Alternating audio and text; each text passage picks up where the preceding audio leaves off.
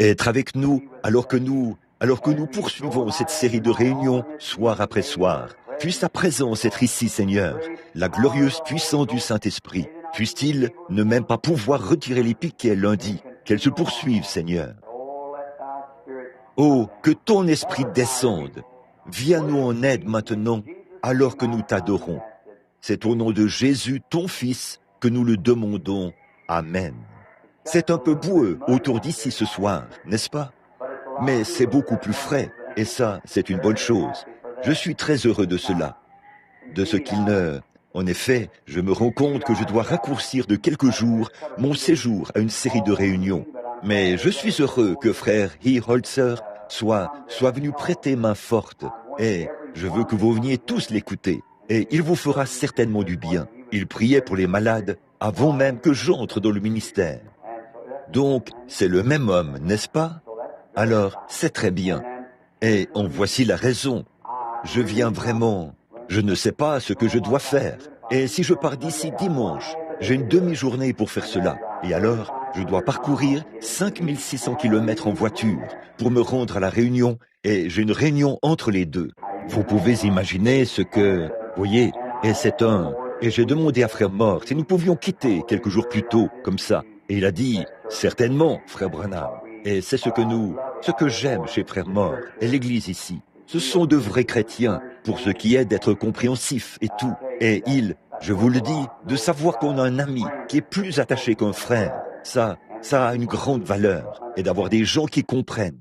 Et donc, oh, bien sûr, j'aimerais beaucoup passer un mois ici avec vous. J'aimerais le faire, mais je ne le peux pas. Après tout, mes amis, je vais juste vous dire quelque chose que vous ne savez pas. Combien on m'a reproché d'être venu ici? Vous voyez, c'est vrai, j'avais une centaine de réunions, plus d'une centaine de réunions qui m'ont appelé pendant les 2 semaines qui ont suivi mon retour de la convention. Et des gens dans des endroits où je ne suis jamais allé. Ils me disaient, si seulement vous pouviez venir pour un soir, frère Branham. Et ça fait 10 ans qu'ils essaient de me faire venir, mois après mois, depuis 10 ans. Puis, ils me voient aller de l'avant et me rendre à Shreveport, où j'ai passé le plus clair de mon temps, et tenir une série de réunions de 2 semaines. Ils ont dit, pourquoi êtes-vous à Shreveport? Voyons, qu'y a-t-il de si important là-bas? Et qu'y a-t-il de si important là-bas, à Shreveport? Alors, vous savez, Jésus, dans son ministère ici-bas, il essayait en quelque sorte de partager les choses avec tout le monde. C'est comme ça que j'essaie de faire. Et je sais que nous avons passé des moments merveilleux. Moi, oui. J'ai eu l'une des meilleures onctions. Et il y a un message en particulier que le Seigneur m'a donné là-bas, l'autre jour. Je n'ai jamais eu quoi que ce soit qui m'ait autant frappé de ma vie. Un message adressé à l'Église. L'agneau et la colombe. Ne l'oubliez pas. Bon, ici sur l'estrade, hier soir, en passant, je m'arrête un instant pour dire que frère Mort et moi, nous serons ensemble en Californie très prochainement. Et peut-être, Dieu voulant, quand je prendrai la route pour la Californie, je ferai un saut par ici pour être avec vous un petit soir ou deux pendant notre voyage pour la Californie. Est-ce que ça va compenser un peu? Ce sera très bien. Alors, combien comprennent et vont prier pour moi? Bon, là, je veux juste en être certain. Merci, frères et sœurs. C'est très gentil de votre part. Je vous aime pour cela. Et maintenant, frère Mort s'en va en Californie. Nous allons au rassemblement international de la rue Azusa. Cette année marque la 50e année. Et j'ai ça sur mon cœur, en quelque sorte. Un peu comme une révélation. La 50e année. L'année du jubilé de la Pentecôte. Et pendant que j'étais à Westgate, il y a environ un an, le Seigneur a semblé me mettre cela à cœur. Et j'en avais fait l'annonce devant plusieurs milliers de personnes. Et le feu s'est allumé à ce sujet. Et maintenant, c'est à l'Angelus Temple qu'aura lieu le grand rassemblement de la rue Azusa. Et ça commencera le 10 septembre prochain, je crois. Le 16. Et j'ai le privilège et l'honneur d'ouvrir les services, les premiers services. Frère Oral Roberts, Tom Hicks et beaucoup d'autres seront présents à ce grand rassemblement. Et beaucoup de gens de différentes régions du monde viendront à ce grand. C'est ce qui marque le début de la Pentecôte en Amérique, la bonne vieille rue Azusa. Et ça fait maintenant 50 ans, le jubilé a été proclamé. Vous pouvez repartir libre maintenant ou rester là, derrière. Donc, nous irons là-bas. Et là, frère Espinoza, qui était avec nous au Mexique il y a quelques mois, en compagnie de frère Moore, frère Brown, et nous tous qui étions là-bas. où nous avons passé des moments merveilleux dans le Seigneur. Frère Espinosa était mon interprète, un frère si charmant. Il était si gentil avec moi. Il voulait savoir si je pouvais venir tenir une série de réunions d'1 mois chez lui. Une série de réunions d'1 mois. Eh bien, je ne peux tout simplement pas le faire. Si mes réunions étaient organisées à grande échelle, voyez, eh bien là, ce serait différent. Je pourrais peut-être rester 1 mois. Mais quand c'est à petite échelle, et que ça ne nécessite pas beaucoup de moyens financiers, ni d'émissions de radio, ni rien d'autre, je me sens libre d'aller là où le Seigneur me conduit. Voyez, je fais un saut ici, et je reste quelques soirs, puis là, quelques soirs, ici quelques soirs dans une église, où que ce soit, ça n'a pas d'importance. Et je n'ai besoin de rien, si ce n'est des vêtements que je porte. Dites donc, en passant, une dame m'a donné un complet lors de mon passage ici, et j'apprécie vraiment cela. Mes chers amis, qui que vous soyez, c'est la dame qui est au fond. Que Dieu vous bénisse pour cela, sœur. J'apprécie vraiment cela. J'avais l'intention de mentionner cela hier soir, et je vous en remercie beaucoup. C'est comme ça que j'obtiens mes vêtements. Les gens me les donnent tout simplement. Et souvenez-vous, ça ne me dérange pas qu'ils soient de seconde main. Ça m'est égal. C'est avec ça que j'ai grandi. Alors j'apprécie vraiment cela. Et mon Seigneur n'avait pas d'endroit où reposer sa tête. C'est vrai. Et le Seigneur m'a donné un petit endroit là-bas pour que j'y vive avec ma petite famille. Et nous sommes vraiment heureux. Et tant que nous avons, ce n'est pas que je n'offre pas à notre famille, même si nous pouvions nous le permettre, et que nous recevions une grosse offrande d'amour, susceptible de nous permettre de nous offrir un peu de luxe. Je ne le fais pas. Non, monsieur. S'il me reste un peu d'argent, je le mets dans les missions à l'étranger. Dieu sait que c'est vrai. Et eh bien, comme je suis l'intendant de cet argent, une fois qu'on me l'a remis, j'aurai à en répondre ce jour-là. Et je veux qu'il en soit ainsi quand je veux qu'il n'y ait aucun obstacle quand j'arriverai au fleuve. Je ne veux pas d'ennui à ce moment-là. S'il y a le moindre problème, je veux le régler maintenant. C'est vrai, c'est maintenant même que je veux que ce soit réglé. Parce que ce matin-là, je veux avoir mon billet à la main et être prêt lorsqu'il partira. Je veux que tout soit réglé à ce moment-là. Et je fais tout mon possible avec tout ce que je peux, mon frère, ma sœur. Et maintenant, il y a ici beaucoup de braves baptistes, de braves presbytériens et tout. Et j'apprécie les efforts que vous faites en venant ici m'aider à gagner des pécheurs à Christ. Bon, il se peut que je ne sois pas capable de parler comme votre pasteur. Je n'ai pas d'instruction, je n'en ai pas les aptitudes, mais vous m'avez supporté avec ce que Dieu m'a donné pour gagner les pécheurs. Et j'apprécie cela. Je veux vous montrer une prière exaucée. Combien était ici hier soir? Faites voir votre main partout dans le bâtiment. Eh bien, c'est très bien. Maintenant, je veux dire ceci. Vous vous souvenez qu'il y avait une dame quelque part? Je crois que c'était la première femme, ou quelque chose comme ça. Quoi qu'il en soit, quelque part sur la bande, on le verra. J'ai interpellé cette femme qui était tout enflée depuis un certain temps à cause d'un excès de liquide dans son corps. Je lui ai dit que Dieu l'avait touchée d'une manière ou d'une autre. Et je lui ai dit, Madame, auriez-vous l'amabilité de faire ceci, ou quelque chose comme ça? On me l'a simplement répété, parce que j'avais l'impression d'être dans un rêve. J'ai dit, ce soir, pourriez-vous mesurer votre corps en utilisant une ficelle et revenir demain soir, nous montrer de combien elle a rétréci? Ça faisait un long moment que cette femme était. Combien se rappelle que j'ai dit cela à cette femme? Eh bien, elle a apporté la ficelle. La voici. Et elle a rétréci d'un peu plus de 3,5 cm pendant la nuit. Depuis, eh bien, ça fait maintenant environ 18 heures. Loué soit l'Éternel. Est-ce que cette dame est ici? Est-ce que la femme qui était guérie hier soir est présente? Ici. Voici la dame, juste ici. Disons, loué soit l'Éternel. Que Dieu vous bénisse, sœur, de vous être abandonnée. Ceci sera un mémorial, montrant que Jésus-Christ est le même hier, aujourd'hui et éternellement. Amen. Oh, combien nous sommes reconnaissants. Et je suis aussi reconnaissant pour votre loyauté, sœur. Eh bien, ça va continuer à rétrécir, encore et encore. Maintenant, vous serez rétablis. Le Seigneur Jésus, bon, vous dites, voyons donc, 3,5 cm au bout de 16 ou 18 heures, je suppose. Depuis le moment où elle est partie d'ici, s'est mesurée et est revenue ici.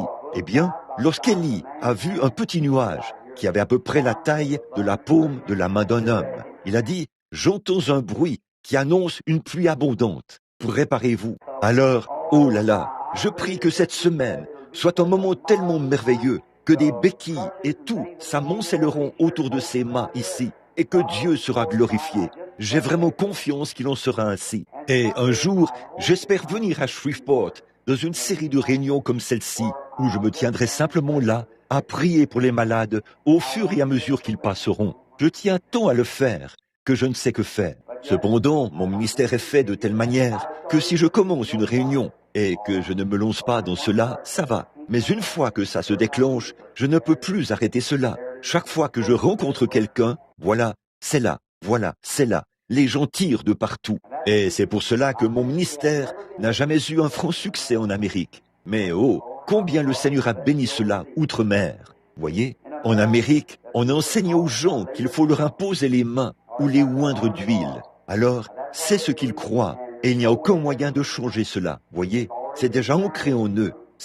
Et on ne peut rien y faire. Oui. Et un jour, si Dieu le veut, j'essaie d'arrêter de faire cela en ce moment. Et je demande au Père Céleste, et dans une vision, il m'a parlé d'une tente que Frère Mort et les autres s'en vont voir, faire les préparatifs maintenant en Californie pour la première fois. Ils vont y installer un petit endroit où nous pourrons prier pour les gens, et je pourrai m'éloigner des gens pendant un instant, de sorte que je ne puisse pas ressentir cette pression qui tire sur moi lorsque je prie. C'est ce qui m'affaiblit, c'est ce qui me fait quitter l'estrade plutôt. N'imputez pas cela à mon fils, ce n'est pas mon fils. Il reste avec moi il reste à mes côtés plus que tout ce que j'ai jamais eu dans ma vie.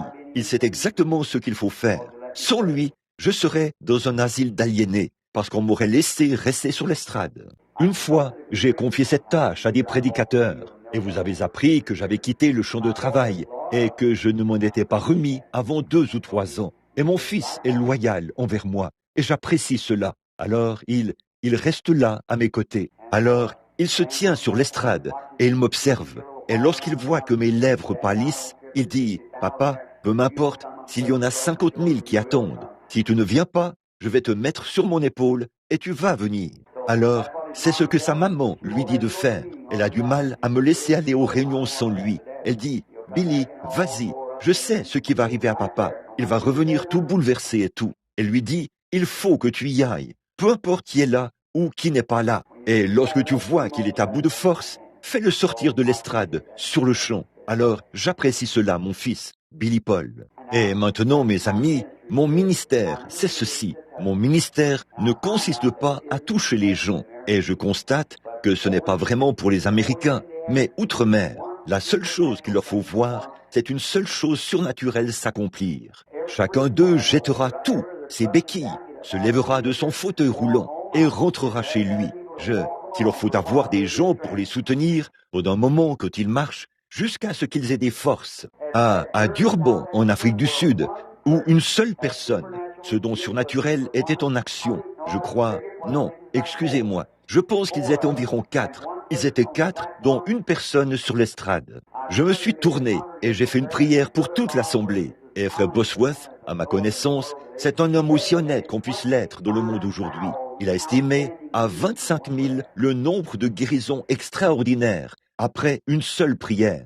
7 camions remplis de béquilles, d'appareils orthopédiques, de bâtons et de gourdins dont il se servait pour marcher, vous savez, qui ont été ramassés sur le sol à la fin de la réunion. Ils n'en voulaient plus, ils étaient tous guéris. En n'en voyant qu'un seul, ils disaient « Oh oui, il est Dieu, il vit ». C'est tout, c'est aussi simple que ça. Mais nous sommes tellement instruits. Oh, il faut que ça se passe à notre manière. Voyez, c'est là que nous manquons le but, juste là. C'est là que, bon, nous savons, moi aussi, je suis américain, c'est le plus beau coin du pays, bien qu'il soit dans un état rétrograde. Ici, c'est chez moi, je l'aime. Mais pourtant, nous sommes le pays qui a le plus besoin de missionnaires, plus que tout autre pays du monde que je connaisse. C'est vrai, c'est ici qu'on a le plus besoin de missionnaires. Un seul acte surnaturel, et tous ces païens qui étaient là, qui ne savent même pas distinguer leur droite de leur gauche, complètement nus, sans le moindre vêtement, qui sont là à regarder. Ils regardent simplement. Ils ont de la boue dans les cheveux. Et si vous agissez simplement comme si vous les aimez, ils se mettent à pleurer. Puis, ils voient ce surnaturel se déployer là et appeler ce païen par son nom et lui dire ce qui ne va pas chez lui comme ça. Oh, c'est tout ce qu'il leur faut. C'est juste, c'est suffisant. Si vous dites, il est ici, ça me va, alors ils déposent cela et s'en vont. C'est aussi simple que ça. Mais quand nous sommes sur le point de déposer les nôtres, nous nous disons, oh là, je m'interroge, je vais tenter ma chance pour voir si ça va marcher ou pas. Eh bien, ça ne marchera pas, c'est tout. Ça, vous l'avez manqué à ce moment-là. Et alors, si Dieu me vient en aide en Amérique, à partir de maintenant, d'ici peu, nous serons dans la grande tente. Je vais juste prier pour les malades et aller de l'avant pendant que je suis en Amérique. Et là, je ferai certaines choses ainsi, exactement comme le Seigneur me conduira à le faire. Et je réserverai ceci pour outre-mer, parce que là-bas, ça gagne des centaines de milliers d'âmes, voyez-vous. Mais ici, ça ne sert pas à grand-chose. Bon, maintenant, je vais lire un passage dans la parole. Nous allons l'aborder directement en nous attendant à ce que ce soir, Dieu nous donne d'avoir l'un des services les plus glorieux que nous ayons jamais eus, voyez. Et j'ai confiance que demain soir, lorsque le frère s'avancera sur l'estrade, le Saint-Esprit balayera ce bâtiment et tous les malades qui sont sous la tente seront guéris. Et ceux qui sont à l'extérieur, dans les voitures, le seront aussi. Maintenant, combien l'aiment de tout leur cœur, de toute leur âme, de toute leur pensée. Amen. C'est merveilleux. Bon, soyez prêts et soyez en prière maintenant, alors que nous lisons un passage dans cette vieille Bible bénie. Dans le livre des rois, nous lisons ceci. Et il dit, ouvre la fenêtre à l'Orient. Et il l'ouvrit. Élisée dit, tire. Et il tira. Élisée dit, ceci, c'est une flèche de délivrance de la part de l'Éternel. Puisse-il ajouter ses bénédictions à la lecture de la parole. La flèche de délivrance de la part de Dieu tirée d'un arc. Bon, vous savez, peu importe combien cela peut sembler mystérieux, Dieu tient toujours sa parole. Peu importe combien cela peut sembler déraisonnable aux yeux des gens, Dieu tient sa parole. Et si Dieu fait une promesse au sujet de quoi que ce soit, Dieu tiendra cette promesse. Vous et moi, nous faisons une promesse. Nous y manquons, pas parce que nous avons l'intention de ne pas la tenir, mais parfois, ce sont les circonstances qui nous amènent à ne pas la tenir. Mais quand Dieu, comme il est infini, alors il connaît tout l'avenir depuis le commencement. Et il ne fait pas de promesses à moins qu'il sache ce qui va arriver. Et il tient toujours sa promesse. Parfois, il semble que c'est ridicule, la manière dont il procède pour pouvoir tenir sa promesse. Mais Dieu la tient toujours. Comme les gens trouvaient probablement cela étrange du temps de Noé, lorsqu'il construisait une arche pour sauver sa famille et lui-même, que de la pluie tomberait du ciel. Mais Dieu a quand même fait venir la pluie. Et je pense à Moïse, au fait que Moïse se tenait là-haut sur la montagne, près de ce buisson ardent, alors qu'il avait perdu tout espoir de liberté. Il ne semblait pas que la liberté de ces gens, qu'il avait si vaillamment défendue autrefois, allait jamais se produire. Mais en présence de la lumière de Dieu, alors qu'il se tenait près de ce buisson ardent, tout en lui a changé. Je pense qu'il en est de même aujourd'hui, que beaucoup d'entre nous perdent de vue la liberté. Je pense qu'ici, voici un petit garçon assis là, devant moi. Il est probablement atteint de paralysie infantile. Ses petits bras sont déformés. Je vois assise ici devant moi une dame qui a une canne blanche. Elle est probablement aveugle. Une charmante jeune femme est couchée ici, sur un petit lit de camp.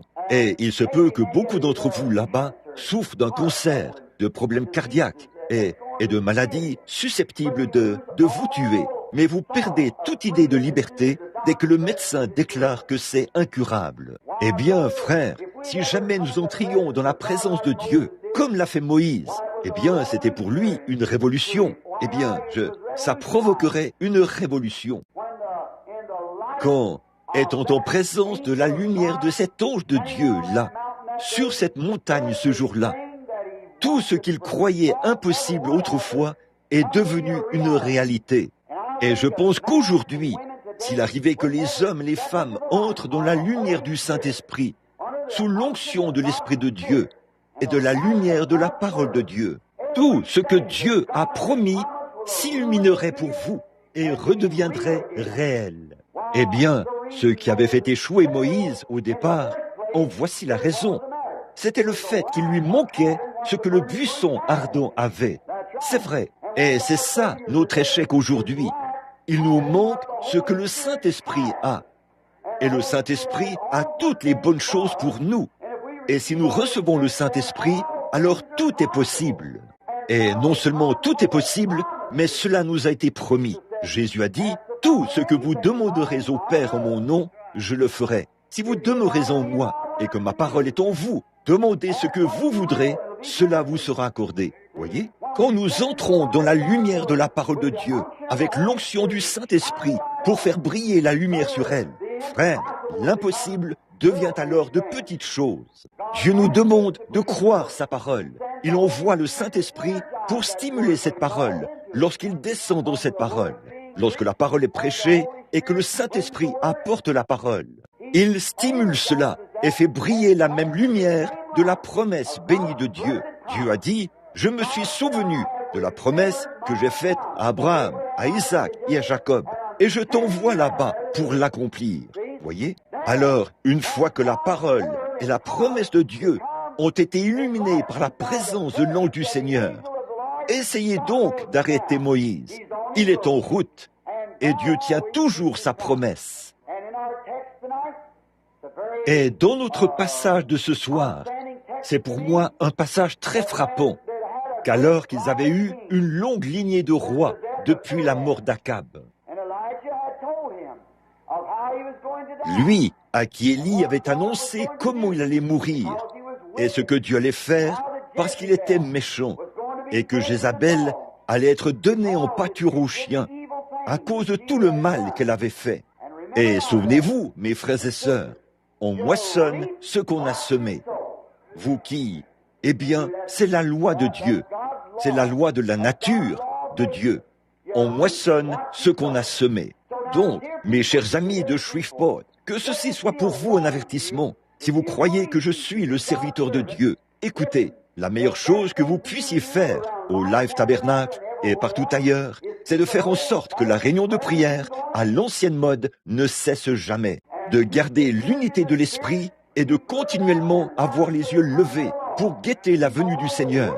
Éloignez-vous de toute mondanité, peu importe combien ça fait mal. Et la circoncision opérée par le Saint-Esprit retranchera les choses du monde. Eh bien, je commence à voir beaucoup de mondanité s'infiltrer parmi vous. Alors, débarrassez-vous-en. Peu importe combien c'est grave. Life Tabernacle, c'est à vous que je m'adresse. Eh bien, vous, les frères baptistes, parlez aux vôtres là-bas de la même manière. Mais je commence à remarquer qu'il y a quelque chose de différent. Ce n'est pas le même Life Tabernacle que je fréquentais autrefois. Et je veux que vous vous souveniez de ceci ce soir. Faites en sorte que la réunion de prière à l'ancienne mode ne cesse jamais. Faites en sorte que le Saint-Esprit à l'ancienne mode descende sur vous. Maintenez le monde à l'extérieur. C'est les Christ à l'intérieur. Vous êtes en train de vous relâcher dans la prière, en quelque sorte. Souvenez-vous, ce que vous aurez semé, vous le moissonnerez. Souvenez-vous-en, vous avez l'une des meilleures églises que j'ai jamais fréquentées de ma vie. Partout, sur n'importe quel continent. Le Life Tabernacle est l'une de mes églises préférées. Ça me brise le cœur de vous voir laisser le monde vous envahir comme vous le faites. Alors, ne le faites plus. Sortez de là, priez pour sortir de là et laissez Dieu revenir prendre le contrôle. Soumettez-vous à Dieu et faites revenir la bénédiction à l'ancienne mode. Et Shreveport, vous, les précieux gens du Sud, ici, vous qui êtes les gens les plus gentils que j'ai jamais rencontrés. Je ne dis pas ça pour faire des compromis avec vous. Je le dis parce que je vous aime. Si vous voulez recevoir un très bon traitement et une très bonne hospitalité à l'ancienne mode, venez en Louisiane. Je le dis du fond du cœur. Et je vous le dis, ne laissez pas le monde s'infiltrer parmi vous. Ne laissez pas le monde entrer dans vos églises. Frères, priez jusqu'à ce que cela disparaisse. Jeûnez jusqu'à ce que cela disparaisse et que Dieu descende et prenne le contrôle. C'est vrai, gardez la joie du Seigneur parmi les saints. Gardez-les dans la prière et surveillez chaque petit recoin. Lorsque Noé voyait une fuite dans son arche, eh bien, il y appliquait de la poix. Et c'est donc à peu près la meilleure chose que je connaisse pour empêcher la fuite de s'infiltrer, le monde de s'infiltrer. C'est de boucher la fuite. C'est la meilleure chose que je connaisse. La seule façon d'y arriver, c'est la prière. La prière arrête la fuite. La prière change les choses. Alors, une longue lignée de rois s'était succédé. Akab, le méchant, avait été tué par une flèche tirée d'un arc. Et Jézabel avait été jetée hors de la pièce alors qu'elle essayait de faire la cour ou d'aguicher Jéhu lorsqu'il est arrivé dans son char.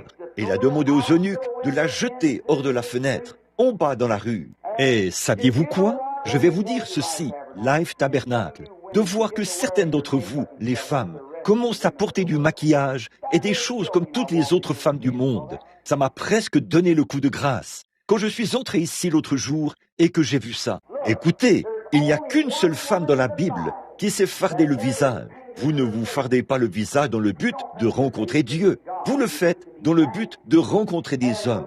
Et la femme qui a fait cela, Dieu l'a donnée en pâture aux chiens. Alors, quand vous vous mettez à porter cela, souvenez-vous-en, Dieu vous a changé en pâté pour chien lorsque vous voyez quelqu'un faire cela. Bon, alors, tenez-vous loin de ça. Fuyez l'apparence même du mal. Vous vous dites peut-être que je suis en train de vous roussir. Mes frères, je crois que c'est nécessaire ici. Il y a quelque chose qui cloche. Il y a quelque chose. Eh bien, je ne veux pas que vous vous fâchiez contre moi. Je suis votre frère. Et au jour du jugement, Dieu me demandera des comptes en votre présence. C'est vrai. Et si le monde pentecôtiste tout entier se relâche, ne le faites surtout pas. Restez fidèles à Dieu. Mettez-vous en condition par la prière. Menez une vie droite. Associez-vous à Dieu et à son peuple. Et abandonnez les choses mondaines et impies dont parle la Bible. Le Saint-Esprit appelle les gens à sortir. Peu importe ce que fait votre voisine, combien elle est bonne, ce que fait un tel, ne vous associez pas à cette incrédulité. Elle s'élancera sur vous. Amen. Sortez du milieu d'eux. Séparez-vous, dit Dieu, et je vous accueillerai. C'est vrai. C'est pour ça qu'il est si difficile de tenir des réunions sous la tente ici. C'est pour ça qu'il est si difficile de tenir n'importe quelle sorte de réunion. C'est parce que nous avons levé les barrières au sujet de ces choses. Nous devrions avoir de vraies réunions ici. Bien sûr que nous devrions en avoir, avec des gens si gentils. Et vous, les prédicateurs, si vous ne leur dites pas ces choses, que Dieu ait pitié de votre âme pécheresse. C'est vrai, certainement, il y a quelque chose qui cloche. Et vous devez faire sortir le monde avant que Christ puisse entrer. Il ne s'associera pas du tout à l'incrédulité et aux choses du monde. Maintenant, écoutez, mes amis, tout au long, ceux qui sont venus après Akab étaient des croyants frontaliers, tout au long. Après le départ d'Akab, un autre a pris sa place, puis un autre, jusqu'à ce qu'on arrive au roi Joas, qui était roi en ce temps-là. Et c'était un prédicateur ou un croyant frontalier, tiède. Tout ce que les gens voulaient faire était en ordre pour Joas. Oh, il avait fait disparaître quelques hauts lieux et l'endroit où se faisait le culte païen, et il avait fait quelques-unes de ces choses. Mais il ne s'était pas détourné des péchés de son père et tout. Quelle que soit la voie que les gens voulaient suivre, c'est cette voie qu'ils voulaient suivre.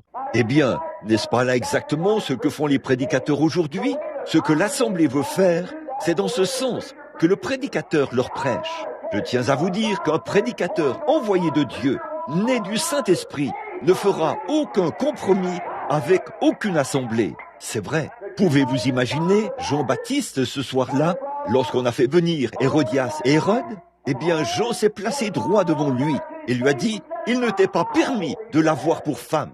Cet homme-là avait le Saint-Esprit. Il n'a pas fait de compromis. Il a dit la vérité. Et qu'en est-il maintenant? C'est partout. Qu'en sera-t-il au jour du jugement, lorsque la tête de Jean-Baptiste roulera devant Hérodias? Qu'en sera-t-il à ce moment-là?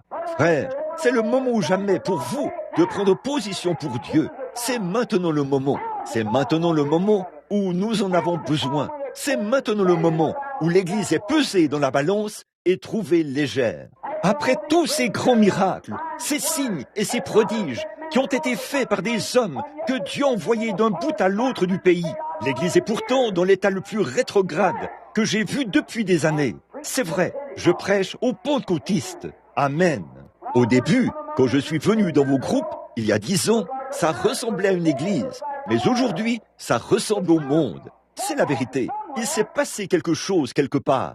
Vous vous êtes mis à porter de plus beaux vêtements. Vous vous êtes mis à gagner un peu plus d'argent. Et vous êtes simplement devenus des andouilles. C'est tout. Maintenant, vous c'est la vérité, c'est vrai. Vous essayez d'agir comme le reste du monde. Prenez simplement, aujourd'hui est un jour où on fait des compromis, c'est vrai. Peignez vos marches en rouge et voyez si votre voisin ne peint pas les siennes en rouge. Certainement, portez un petit chapeau rond assorti d'une plume pour aller à l'église et voyez toutes les femmes venir à l'église avec un petit chapeau rond assorti d'une plume. C'est vrai, oui monsieur. Oh, les uns veulent ressembler aux autres. C'est l'époque de l'imitation. Vous savez que c'est la vérité. C'est l'époque de l'imitation. Amen. Ça a dû toucher la cible. C'est vrai. Écoutez, c'est vrai. Que je vous le dise, mon frère. Peu m'importe si mes souliers sont assortis à mon pantalon ou si mon pantalon est assorti à mon veston. Ce que je veux, c'est que mon expérience concorde avec la Bible de Dieu. C'est ça, le moment de l'imitation. Si vous voulez faire concorder quelque chose, faites concorder votre expérience avec celle de Paul. Amen. C'est ce qu'il nous faut aujourd'hui. C'est un moment de l'imitation. Faire concorder notre foi avec celle de Paul dans la Bible. Voilà notre exemple. C'est vrai, un vrai moment de l'imitation. N'essayez pas d'imiter votre voisin. Imitez certains des saints de la Bible. Si vous êtes un saint, conduisez-vous comme un saint. Marchez comme un saint. Habillez-vous comme un saint. Parlez comme un saint. Priez comme un saint. Croyez comme un saint. Poussez des cris comme un saint. Soyez comme un saint. Vivez comme un saint. Mourrez comme un saint. Et allez au ciel comme un saint. Amen. Le temps de la séparation, cette croyance frontalière, à moitié, tiède. Savez-vous que la Bible a dit que ce jour viendrait? L'âge de l'église de Laodicée. Il a dit que vous seriez tout simplement tiède et que vous donneriez mal au ventre à Dieu. Il a dit qu'il vous vomirait de sa bouche. Les gens de Laodicée, juste assez de religion pour vous rendre malade. Nous désirons encore tellement les choses du monde. Nous disons, je ferais mieux de ne pas faire cela. Oh, frère, si je voulais le faire, je le ferais. Mais je sais ce soir qu'il y a un bon baptême du Saint-Esprit à l'ancienne mode qui vous fait tant aimer Dieu que vous ne désirez plus le faire. Amen. C'est une joie ineffable et glorieuse. Oh, combien les vieux saints de Dieu s'asseyaient là autrefois pour chanter les chants de la rédemption, pour chanter à propos du sang et de la puissance de Dieu. Et aujourd'hui, c'est presque aussi froid que 0 degré. Les gens ne chantent plus ces chants à l'ancienne mode qu'on chante autrefois. On ne voit plus leur visage s'illuminer. On ne les voit plus chanter et taper des mains. Lever leurs mains vers Dieu, louer Dieu, prier toute la nuit et passer du temps dans les champs de maïs et tout. Voyons, vous êtes incapables de rester dans l'église pendant 30 minutes sans vous plaindre et grogner. C'est vrai, c'est la vérité. Frontalier, tiède de Laodicée. Oh, honte à vous. Oh, quel jour que celui où nous vivons, comme au jour de Joas, frontalier, à moitié, tiède, emporté, ballotté, le vent, des nuées sans pluie, ballotté, ne pouvons jamais, apprenant, arriver à la connaissance de la vérité. Ne soyez pas ballottés par toutes sortes de choses. Ne soyez pas ballottés par ce que vous voyez à la télévision. Eh bien, certains chrétiens aujourd'hui restent à la maison le mercredi soir pour regarder la télévision. Vous savez que c'est vrai. Eh bien, vous savez que c'est la porte d'entrée de tout ce qui est de Hollywood. Eh bien, ce n'est rien d'autre que de la grande prostitution et de la vulgarité. Regardez dans les registres de la police. Je les ai, les registres de la police, où il est dit que ces vedettes de cinéma, et vous voulez les imiter? Qu'est-il arrivé à Christ? Qu'est-il arrivé au sein de la Bible? Vous essayez de prendre exemple sur Hollywood, de vous habiller comme Hollywood, d'agir comme Hollywood. La raison en est que vous avez beaucoup de prédicateurs évangéliques de Hollywood qui sautillent sur l'estrade, qui passent 2 heures à recueillir l'offrande. Nous devrions sortir de ce genre de choses et faire confiance à Dieu, tomber face contre terre et prier, nous répondre devant Dieu et nous repentir jusqu'à ce que Dieu envoie de nouveau un réveil du Saint-Esprit à l'ancienne mode. Amen. C'est vrai, c'est honteux cette façon dont nous agissons. Revenez à Dieu. Eh bien, ce vieux roi, il se disait qu'il irait simplement au gré du vent. Il était ballotté partout. Eh bien, vous n'êtes jamais stable. Vous ne savez pas ce que vous croyez. Et les gens aujourd'hui, ils préfèrent rester à la maison pour regarder J'aime Lucie. Ou qu'est-ce que c'est? Lucie quelque chose. Ils sont très Lucie, relâchés. Je dirais que oui, c'est suffisamment relâché pour vous mener en enfer. Tout à fait. C'est peut-être très bien pour les païens, mais ce n'est pas fait pour les chrétiens. C'est vrai, ce n'est pas fait pour les chrétiens. Les chrétiens, ils aiment la parole de Dieu. Si vous avez en vous quelque chose qui se nourrit de telles absurdités, vous devez vous repentir. C'est vrai, tout votre rock'n'roll et votre boogie-woogie, d'où est-ce que ça vient? Du cœur de l'Afrique. Je reviens de l'Afrique. Vous les femmes qui portez du fard, vous savez d'où ça vient? C'est une marque de paganisme. Ils se fardent le visage. C'est de là que ça vient. C'est ce que font les païens. Les chrétiens se lavent le visage. Amen. C'est vrai. Ça va peut-être vous roussir un peu, frère. Il serait mieux pour vous de roussir ici plutôt que de brûler ailleurs. Alors, vous feriez mieux de vous mettre en règle. Amen. Dieu aime la vérité et la vérité vous affranchira. Dieu veut que vous connaissiez la vérité. Christ est la vérité. Le Saint-Esprit ne sera pas vaincu.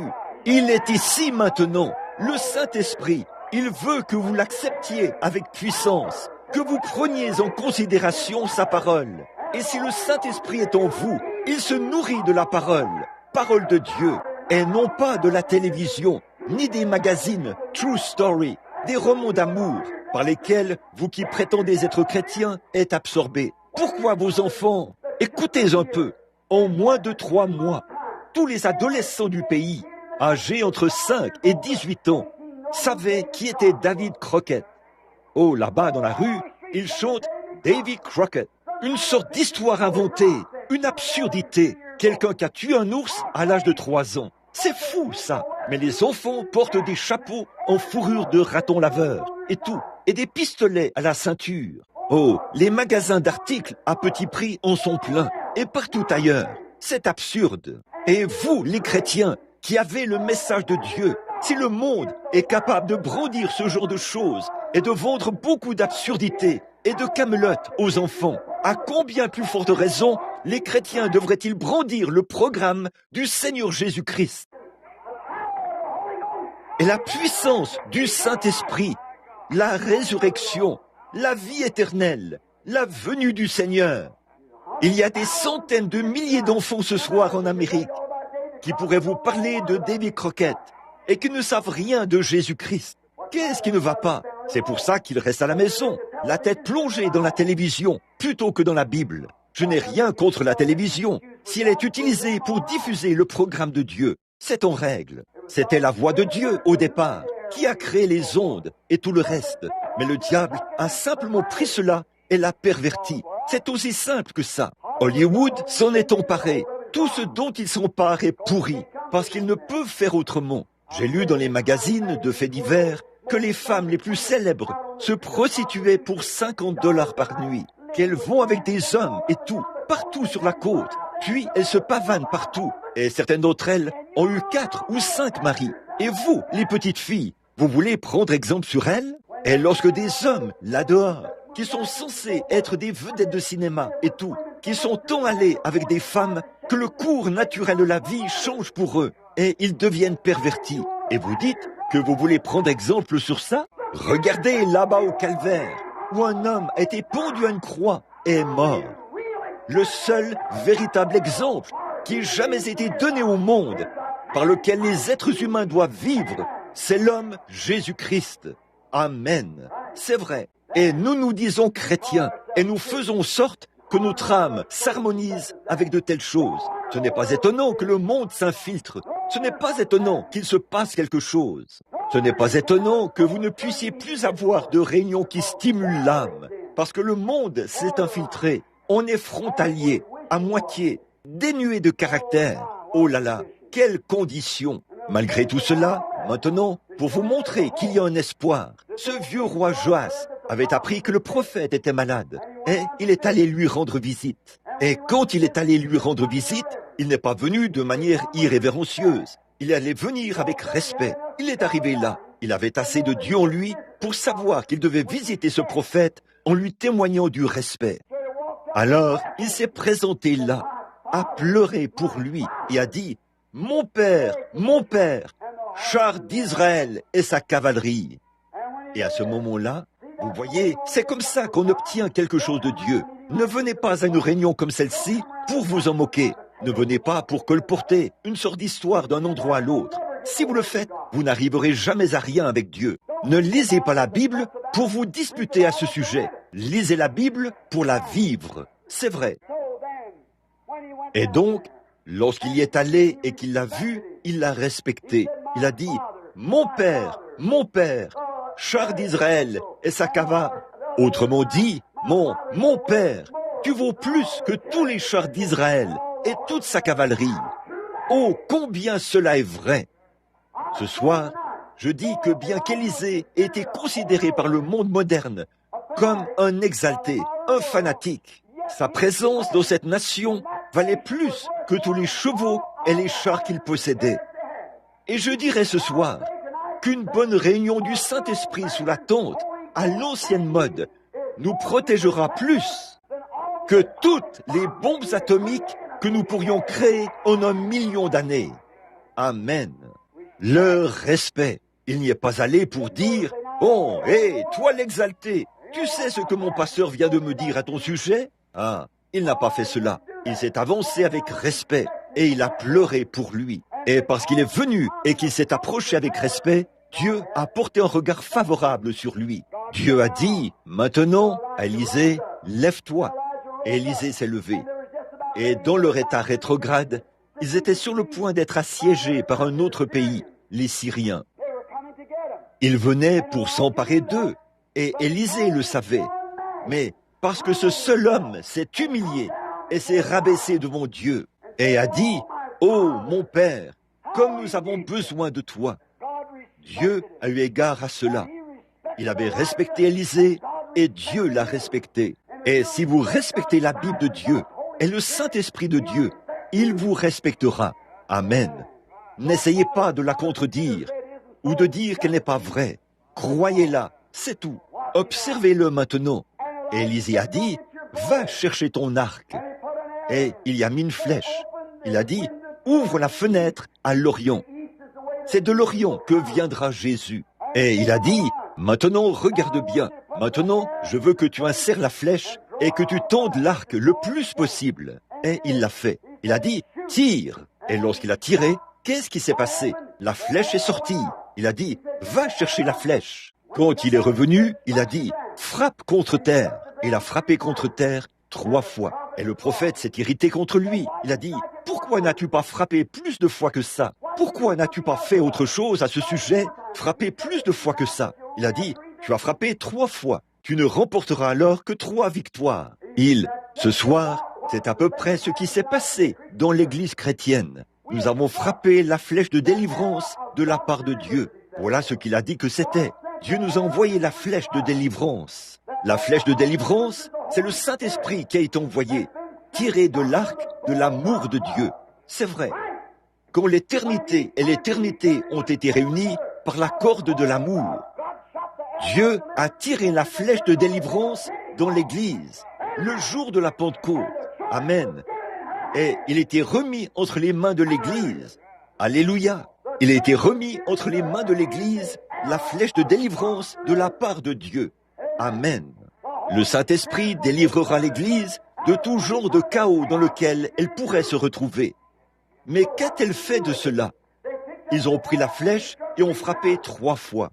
Ça, c'est un roi rétrograde. Ils ont frappé avec la flèche 1 fois. Bon, nous allons construire une église. C'est bien. Nous allons enseigner la théologie. C'est bien. Nous allons enseigner la psychologie. Y avoir une organisation. C'est à peu près tous les efforts que vous avez déployés pour frapper. Ils n'ont pas assez frappé et ont manqué beaucoup de bénédictions. Et l'église ce soir, écoutez-moi, l'église ce soir ne frappe toujours pas assez. L'église n'a pas assez frappé pour recevoir le baptême du Saint-Esprit. Elle n'a pas assez frappé pour avoir la délivrance du péché. Elle n'a pas assez frappé. Oh, dites-vous, je suis membre de l'église. Frère, quand vous avez ce baptême du Saint-Esprit, Ça vous enlève ce vieux tempérament colérique. Ça vous revêt d'une robe et vous fait agir comme une dame. Ça vous fait arrêter de fumer, de boire, de mentir, de voler et tout. Frère, quand vous avez le baptême du Saint-Esprit, ça vous sépare. Ça vous délivre des choses du monde. Amen. Ça vous fait aimer Dieu. Ça vous fait aller à l'église. Ça vous fait l'adorer. Ça vous fait en parler à votre prochain. Ça vous fait vivre au-dessus du péché. Alléluia. Mais l'église moderne n'a pas assez frappé pour avoir ces choses. Oh, ils ont simplement frappé, ils ont dit, nous avons une église, nous avons un bon enseignant, nous avons de la théologie. C'est à peu près tout ce que vous en savez. Chaque promesse du livre m'appartient. Chaque chapitre, chaque verset, chaque ligne. Alléluia. Dieu a envoyé le baptême du Saint-Esprit et a mis cela entre les mains de l'église. La flèche de délivrance de la part de Dieu pour délivrer de la maladie, du péché, des soucis, des ennuis, de la mondanité, de tout le reste. Mais nous n'avons pas assez frappé pour avoir ces choses. Amen. Ce n'était pas le cas de ce premier groupe de Juifs. Ils ont frappé pour obtenir tout ce que Dieu avait en réserve pour eux. Ils avaient toutes sortes de signes, de prodiges, de miracles, différents dons du Saint-Esprit. Tout, ils les avaient. Mais nous ne frappons pas assez pour avoir ces choses. Le baptême du Saint-Esprit, dans ces derniers jours, est venu chez les gens des nations, dans les pays occidentaux. Dieu a tiré la flèche de délivrance dans notre direction. Et nous avons frappé avec cela juste assez longtemps pour que nous soyons, oh, je suis des assemblées. Alléluia. Je suis membre de l'Église de Dieu. Gloire à Dieu. Alléluia. Ça ne vous avance absolument à rien. C'est vrai. Frère, Dieu n'a pas dit de se servir d'une organisation pour frapper. Il était donné à chaque individu de frapper contre les puissants du diable. La maladie, le péché, la souillure, la médisance, les querelles, oh là là, la mondanité. Amen. Mais nous ne frappons pas assez. Oh, nous allons à l'église, nous adhérons à l'église, et nous pensons que ça va aller. Ça ne va pas aller. Frère, ne manquez rien des bénédictions de Dieu, parce que vous n'avez pas assez frappé. La Bible dit, Jésus-Christ est le même, hier, aujourd'hui et éternellement. Frappez pour cela. Amen. N'ayez pas peur. C'est Dieu qui l'a dit. Je suis l'Éternel qui te guérit. Frappez pour cela. Dieu l'a dit. C'est la flèche de délivrance. Elle est à portée dans l'église ce soir. Nous parlons d'un Dieu historique. C'est ça le problème ce soir. On enseigne à l'église que c'est quelque chose d'historique. Non pas que c'est quelque chose qui s'applique à aujourd'hui. À quoi sert le Dieu d'Élie s'il n'est pas le même Dieu ce soir? À quoi sert un Dieu de Moïse qui a délivré les enfants hébreux de l'Égypte? À quoi sert ce Dieu de l'histoire s'il n'est pas le même Dieu ce soir? À quoi sert un Dieu qui a marché sur les rives de la Galilée autrefois, qui a ouvert les yeux des aveugles, qui a fait parler et entendre les sourds et les muets, qui a guéri les malades, les lépreux, ressuscité les morts? S'il n'est pas le même Dieu ce soir, à quoi sert-il? Alléluia. Amen.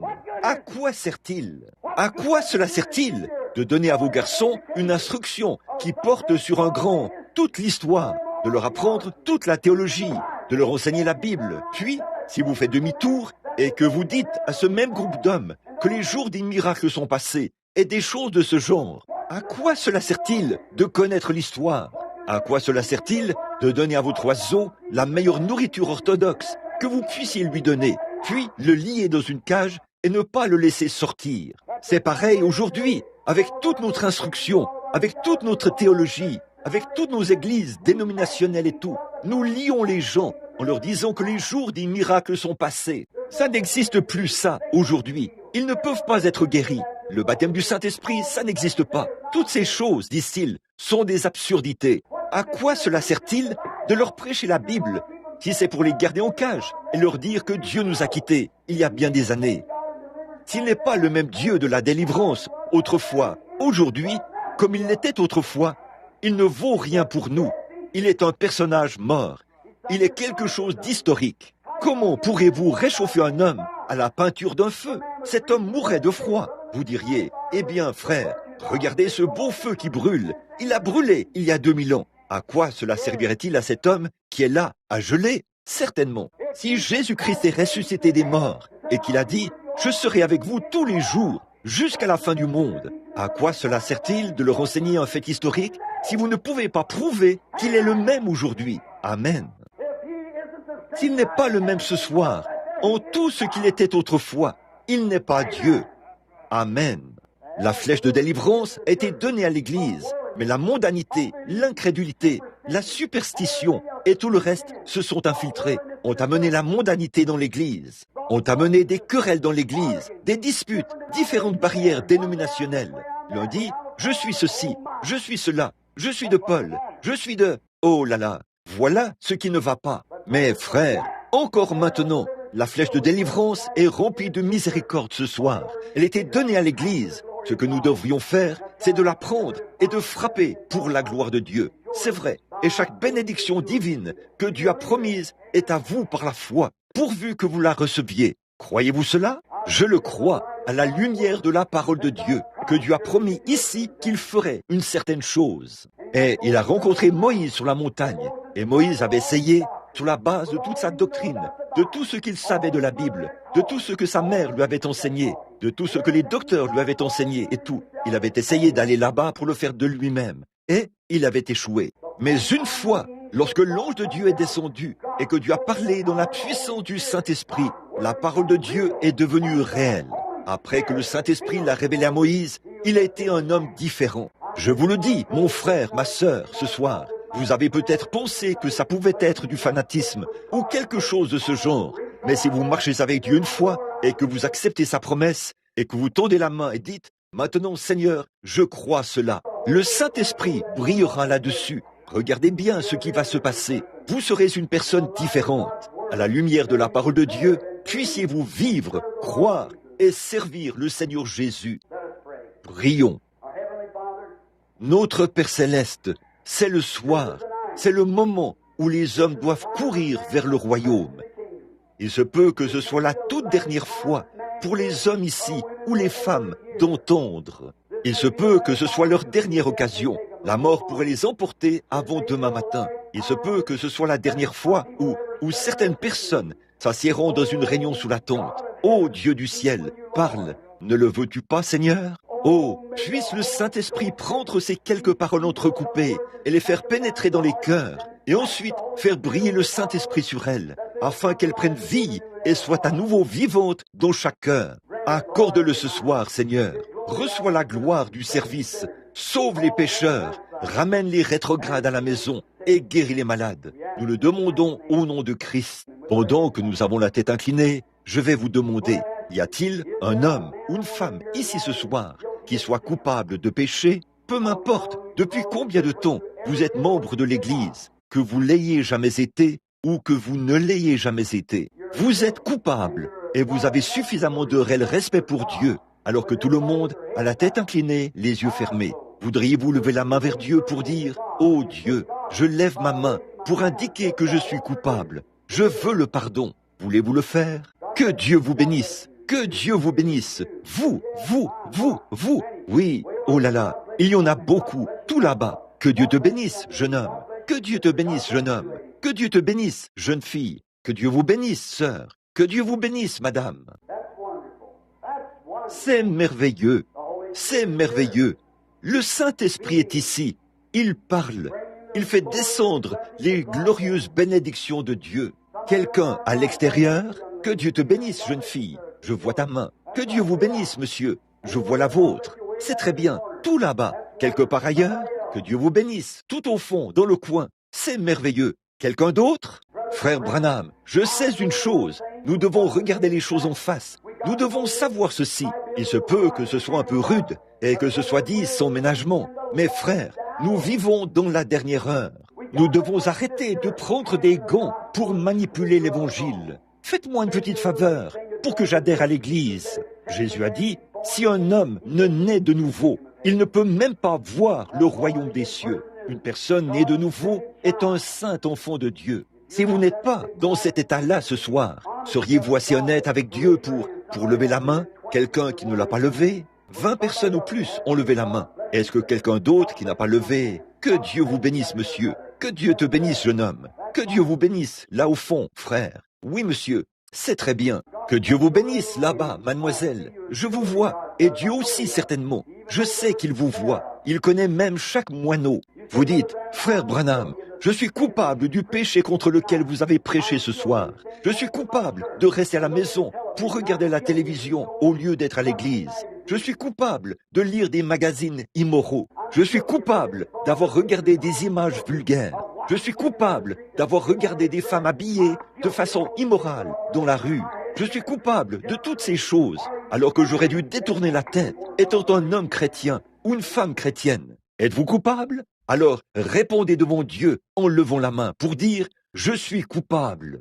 Que Dieu vous bénisse, que Dieu vous bénisse, que Dieu vous bénisse. Ça, ce sont des cœurs honnêtes. Ça, ce sont des cœurs honnêtes. Certainement, Dieu va honorer cela. 10 ou 15 autres mains se sont levées. Oui, monsieur, coupable. Je vais prier et demander à Dieu. Vous aussi priez et demandez à Dieu qu'il ôte toute trace de culpabilité ce soir. Notre Père Céleste, ô Dieu, Seigneur bien-aimé, ce soir, j'ai essayé d'exprimer ces choses de tout mon cœur. Je vois les sables mouvants. Je vois Satan tendre ce piège ici à ces charmantes personnes. Ô Dieu, s'il te plaît, d'une manière ou d'une autre, injecte l'amour dans leur cœur pour qu'ils sachent que je les aime et que j'essaie de tout mon cœur de leur dire ce qui est la vérité et ce qui est juste. Et beaucoup de gens, oui, des douzaines de gens ont levé la main ce soir pour signifier qu'ils sont coupables. Ô Dieu Tout-Puissant, rejetterais-tu une âme repentante? Non, je ne mettrai pas dehors celui qui vient à moi. Je prie ce soir, ô Dieu, que le salut pénètre dans chacun de ces cœurs et qu'il soit guéri et qu'il reparte de ce tabernacle ou de cette tente ce soir pour ne plus jamais se livrer à ces choses.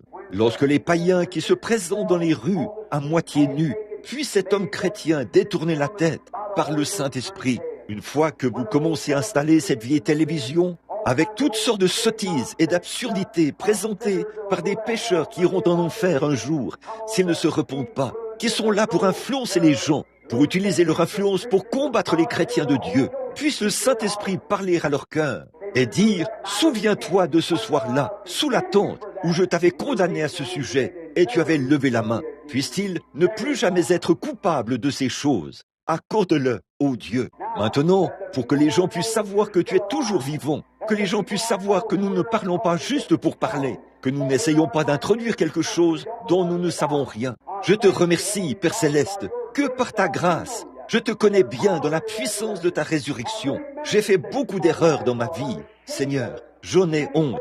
Il y a beaucoup d'endroits où j'aurais dû me rendre et des endroits où j'aurais dû aller. J'ai suivi un chemin différent et j'ai agi autrement et j'en suis désolé. Ô Dieu, je me repens de tout mon cœur et je te prie, Seigneur, de m'envoyer aux quatre coins de la terre et permets-moi, pendant que j'ai la vie et que je suis encore fort, permets-moi d'aller de l'avant et de prêcher l'évangile comme jamais auparavant. Ô Dieu, je renouvelle mes vœux envers toi ici, devant ces gens.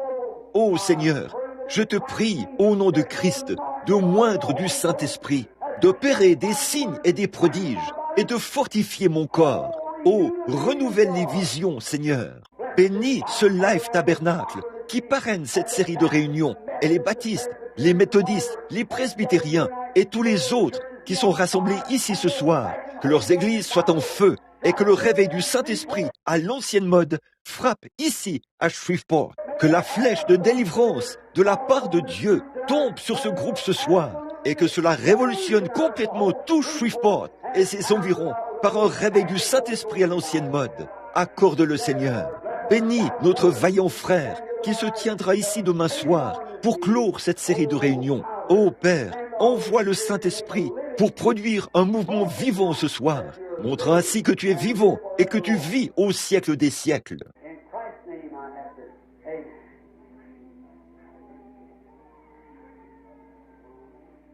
C'est au nom de Christ que je le demande. Amen.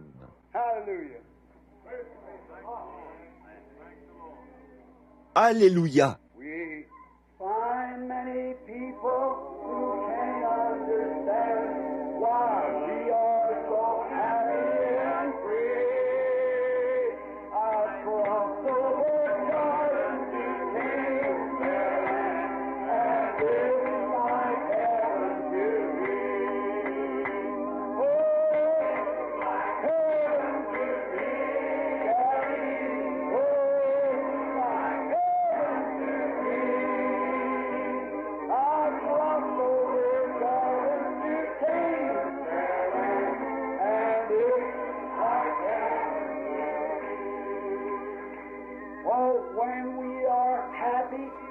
sing and we shout.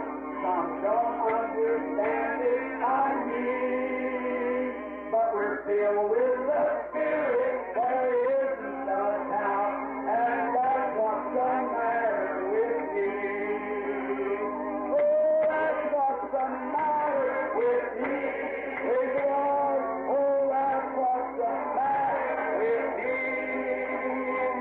I've been filled with the Spirit. There isn't a doubt, and that's what's the matter with me. Oh, vous l'aimez, n'est-ce pas?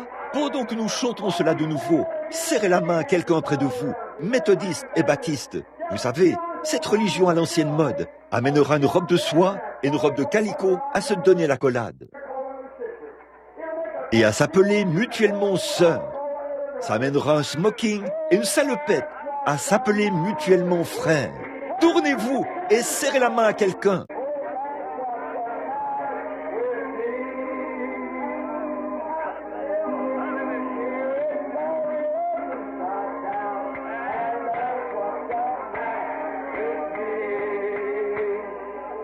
Hallelujah. I feel like singing you a song. Alléluia! J'ai envie de chanter un cantique. Est-ce que vous seriez d'accord? Très bien. Is the old time Holy Spirit, and the devil won't get near it. That's the reason people fear it, but it's good enough for me. Is the old time religion, is the old time religion, is the old time religion. It's good enough for me. It will do when I am dying. It will make you stop your lying. It will start the devil flying. And it's good enough for people to give it all. My religion, give it all. My religion, give it all. My religion, it's good enough for me. It's so good I want no other, for it makes me love my brother. It brings things from undercover, and it's good enough for me. Oh, give me this, oh, I'm religion. Give me this, oh, I'm religion. Oh, I'm religion. It's good enough for me. Nous pouvons tous le chanter comme ceci. It was good for Paul and Silas. It was good for Paul and Silas. It was good for Paul and Silas. And it's good enough for me. It is all time religion. Got that old time religion. Got that old time religion. Amen. Tous ceux qui ont cet ancien évangile, maintenant levons simplement les mains et disons, I got that old time religion. Got that old time religion. Got that old time religion. Amen. Il y a quelques minutes, des pécheurs qui se trouvaient juste ici, ils avaient les mains en l'air en chantant « J'ai l'ancien évangile ». Amen. Bien sûr que ça fait fuir le démon. C'est ce que ça fait. Ça vous fait aimer tout le monde. Ça vous fait aimer le Seigneur. Ça vous fait aimer votre ennemi. Ça vous fait aimer tout le monde. Et c'est tout ce qu'il me faut. C'était bon pour Paul et Silas. C'était bon pour les enfants hébreux. C'est bon pour papa et maman. C'est bon pour moi. Ça me suffit. Amen. Oui, monsieur. Le vieux bateau de Sion. Vous connaissez ce chant? Vous le connaissez? Chantons-le. Is the old ship of Zion. Is the old ship of Zion. Is the old ship of Zion. Get on board. Get on board. It has landed my old father.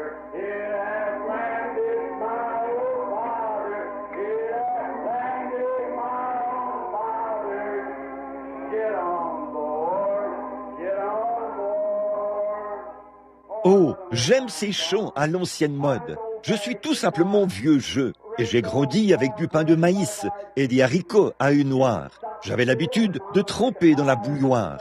Maman faisait une tarte et nous prenions la louche et la trempions dans le glaçage. Et vous savez, nous les enfants, on en avait dans les cheveux, sur les sourcils et tout le reste. Mais savez-vous ce que je pense ce soir? Les chrétiens ont besoin d'un bon vieux trempage dans la bouilloire. Que ça se retrouve sur vos sourcils et partout. Amen. C'est vrai, je me sens religieux, vraiment. Je me sens vraiment bien dans mon cœur d'être assemblé avec un tel groupe de gens, des gens en route pour le ciel, en route pour la gloire. Très bien. Combien ici sont malades et affligés? Faites voir votre main en la levant, si vous le pouvez. Levez la main, vous qui voulez que Dieu vous guérisse.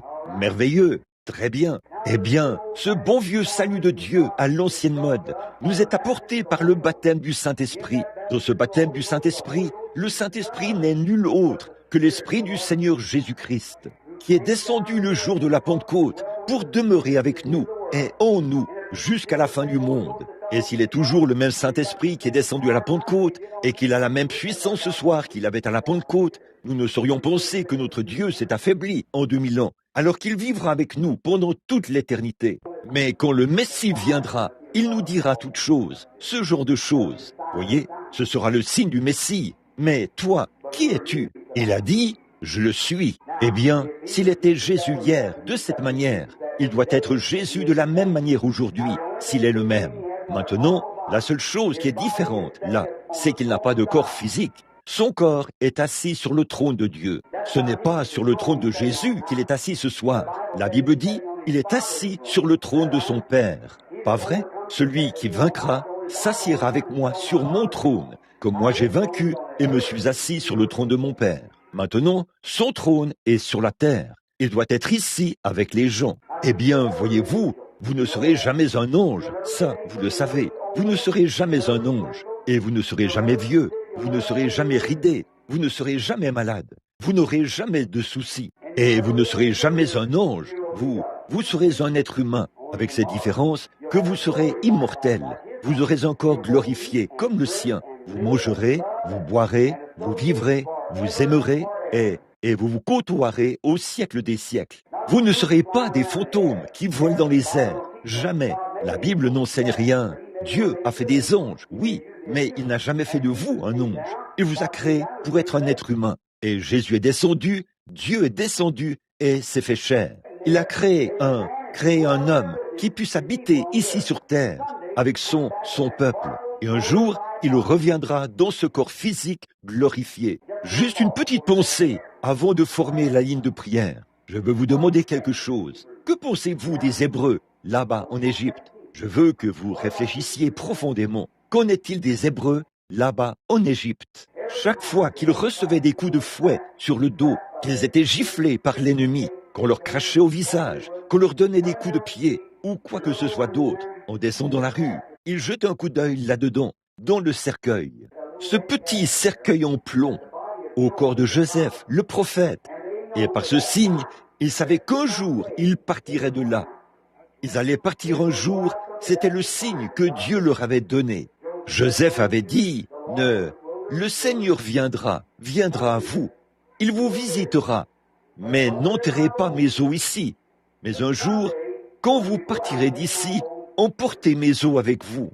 Chaque fois, un Hébreu, peu importe les ennuis qu'il avait, il pouvait regarder ses os et se rappeler qu'il y avait une promesse selon laquelle il irait au pays promis un de ces jours. Et ce soir, je pense à sa gloire. Après que nous avons ici une tombe ouverte, nous allons au cimetière.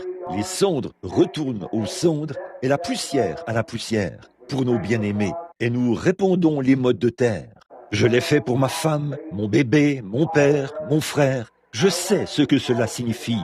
Et je suis de tout cœur avec vous lorsqu'on répond cela. Les cendres retournent aux cendres et la poussière à la poussière. Je serai de tout cœur avec cela. Mais alors, le matin de Pâques, je peux y porter une fleur et la mettre dessus. Regardez bien au-delà de cette tombe et savoir que là-bas, quelque part, ils sont dans la présence de Dieu. Celui qui écoute ma parole et qui croit à celui qui m'a envoyé à la vie éternelle. Il ne viendra jamais en jugement, mais il est passé de la mort à la vie.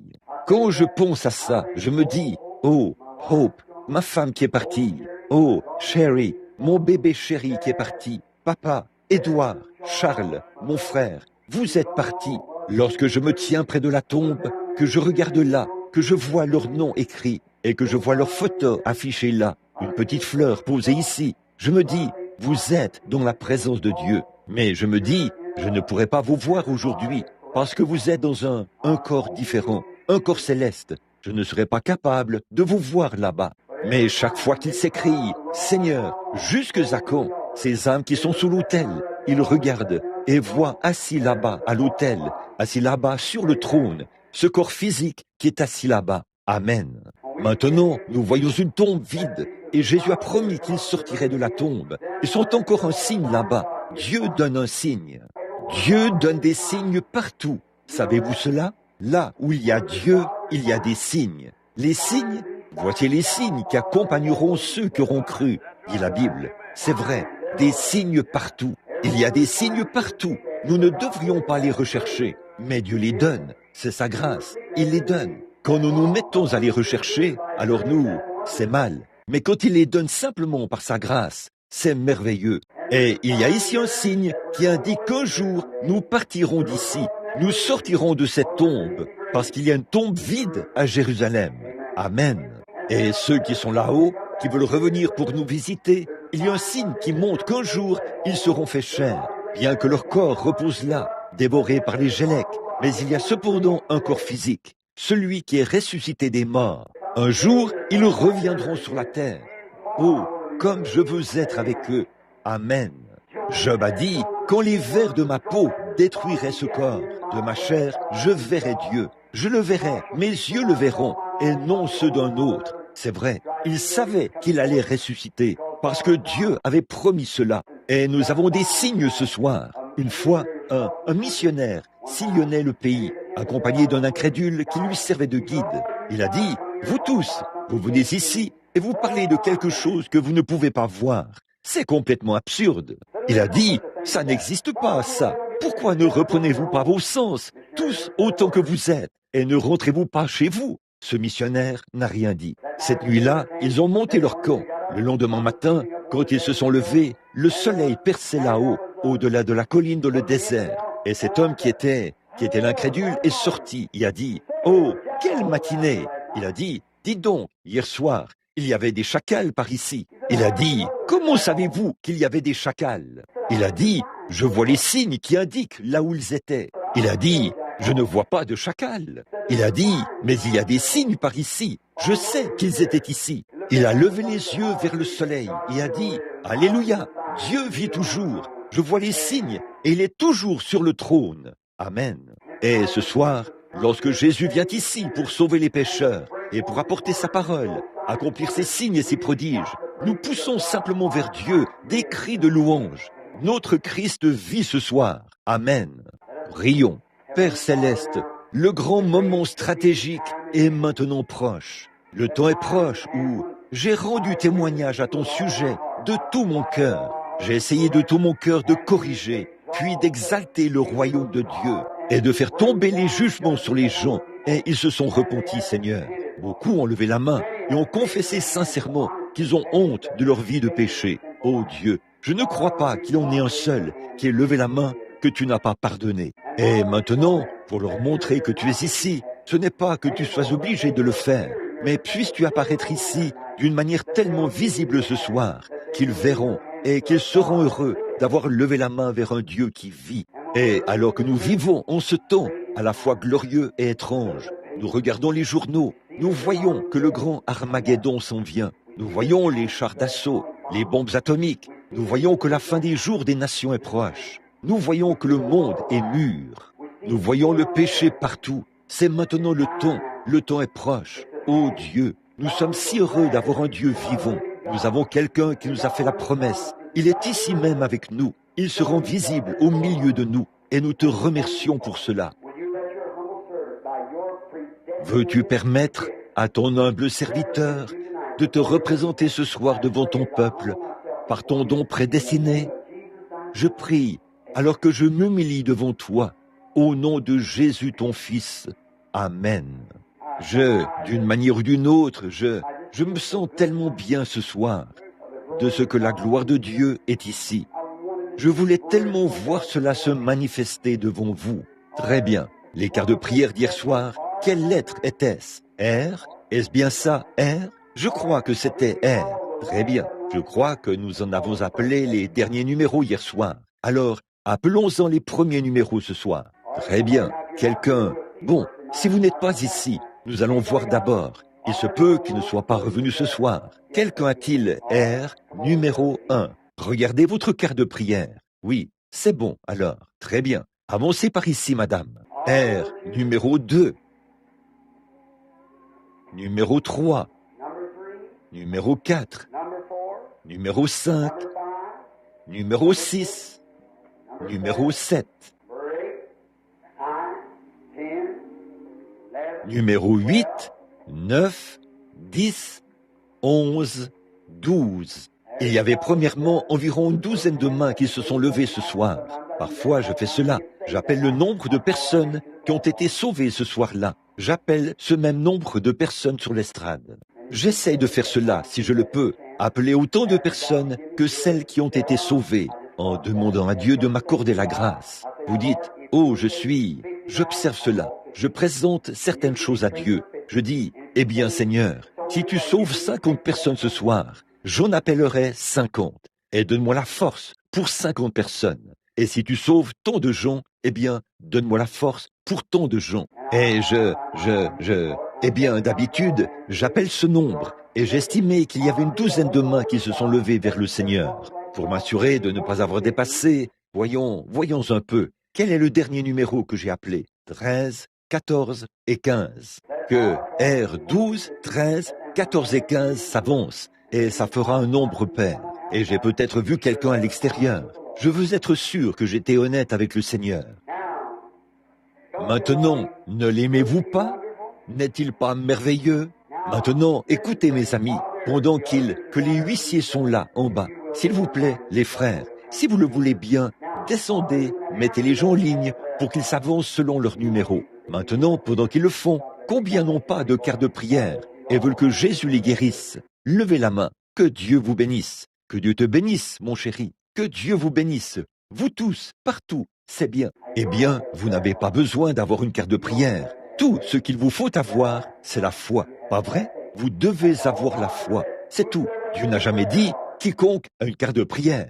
Il a dit quiconque a la foi. Quiconque croit. Pas vrai? La carte de prière n'a rien à y voir. La carte de prière, c'est simplement pour prier pour les malades. Maintenant, combien croient que les dons et les appels sont sans repentir? La Bible dit, Dieu a placé dans l'Église Dieu. Maintenant, écoutez, petits enfants, je vais maintenant vous donner un petit avertissement ici, à Shreveport. Faites très attention dans les jours à venir. Eh bien, tout ce qui pousse des cris et qui loue Dieu n'est pas de Dieu. Caïn a fait la même chose. Mais il faut que ça vienne de l'Écriture. Voyez, il faut que ça vienne de la parole de Dieu. Voyez, alors surveillez cela, parce que, souvenez-vous, quand Dieu envoie un réveil, l'enfer aussi en envoie un. Et lorsque Moïse et Aaron sont descendus pour aller vaincre les Égyptiens, Jeannès et Jean-Bresse aussi se tenaient là, et ils étaient presque capables d'imiter Moïse. Souvenez-vous, ils pouvaient faire venir des maladies, mais ils ne pouvaient pas guérir les maladies. Il n'y a personne d'autre que Dieu qui puisse guérir. Dieu est le seul guérisseur. C'est vrai, Dieu est le seul guérisseur. Et là, les fruits de cela prouvent ce que c'est. Voyez, c'est à leurs fruits que vous les reconnaîtrez. Pas vrai? Maintenant, je veux que vous aimiez le Seigneur Jésus, oh, de tout votre cœur. Très bien. Maintenant, je vais vous dire, là, je veux juste attendre pendant quelques minutes. Ou peut-être, je crois que si je prie simplement pour ces gens et qu'on les fait simplement passer, ce serait en ordre, je le crois. Que la dame s'avance. Tenez-vous ici un instant. Maintenant, juste un instant. Bon, madame, simplement pour que vous sachiez que l'onction du Saint-Esprit est ici. Je veux que vous croyiez. Le ferez-vous? Est-ce la première fois que vous assistez à l'une de mes réunions? Non, vous avez déjà assisté à des réunions. Mais je ne vous connais pas, n'est-ce pas? je ne vous connais pas, mais si vous croyez Dieu, ce problème gynécologique que vous avez vous quittera. Vous le croyez? Que Dieu la bénisse et la guérisse. C'est ma prière. Amen. Madame, je ne vous connais pas, mais Dieu vous connaît. Mais cette ombre de la mort due au cancer, Dieu peut vous guérir. Si vous croyez cela, vous le croyez? Alors rentrez chez vous. Amen. Qu'en serait-il si je vous disais, madame, sans même prier pour vous, que Dieu était là, dans le siège à côté de vous? Accepteriez-vous cela? Alors allez et croyez cela, et vous pouvez être guéri au nom de Jésus. Allez. Croyez-vous, madame, de tout votre cœur? Alors allez manger votre souper. Disons, gloire au Seigneur. Croyez-vous, madame, de tout votre cœur? Croyez-vous que Dieu vous rétablit, qu'il vous ôte ce diabète? Croyez-vous qu'il le ferait? Croyez-vous qu'il ôterait cela de vous? Eh bien, très bien. Amen.